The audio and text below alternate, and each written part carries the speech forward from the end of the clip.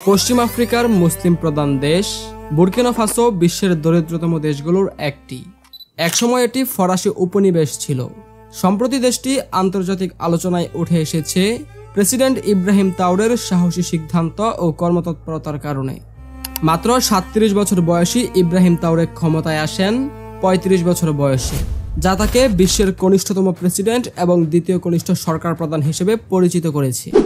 সেনাবাহিনীর ক্যাপ্টেন পদে থাকাকালীন তিনি দায়িত্ব গ্রহণ করেন এবং শুরু থেকেই দেশের উন্নয়নে ব্যতিক্রমী ও সাহসী পদক্ষেপ নিতে থাকেন। সৌদি আরব সম্প্রতি বুর্কিনা ফাসোতে ২০০টি মসজিদ নির্মাণের প্রস্তাব দিলে প্রেসিডেন্ট তাওরে তা বিনয়ের সঙ্গে প্রত্যাখ্যান করেন। তিনি জানান, দেশে মসজিদের পর্যাপ্ততা রয়েছে, বরং দেশের জন্য প্রয়োজন শিক্ষা ও স্বাস্থ্য খাতের উন্নয়ন এবং টেকসই কর্মসংস্থানের ব্যবস্থা। তিনি সৌদি সরকারকে এসব খাতে বিনিয়োগের অনুরোধ জানান। প্রেসিডেন্ট তাওরে রাষ্ট্রীয় অর্থের অপচয় কঠোরভাবে নিয়ন্ত্রণ করেছেন।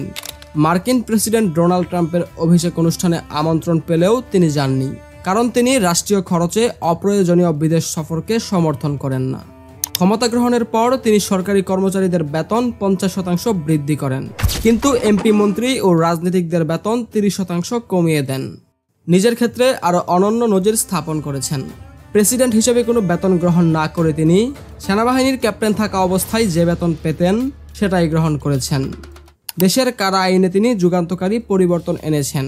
কারাবন্দীদের কারাবাসের মেয়াদ কমানোর বিনিময়ে কৃষিখাতে শ্রম দেওয়ার সুযোগ দিয়েছেন, যেখানে ১ মাসের কাজের বিনিময়ে ৩ মাসের কারাদণ্ড মকুফ করা হয়। এই সিদ্ধান্ত কৃষিখাতে নতুন আশার সঞ্চার করেছে।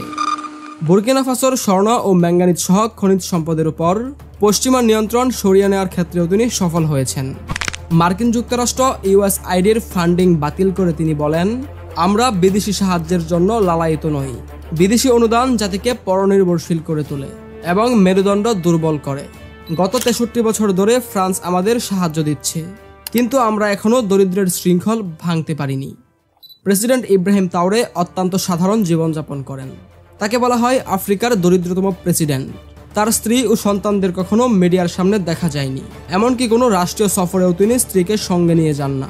পরিবারের জন্য রাষ্ট্রীয় সুবিধা বাতিল করেছেন এবং আত্মীয় স্বজনের মাধ্যমে ক্ষমতার অপব্যবহার কঠোরভাবে নিষিদ্ধ করেছেন।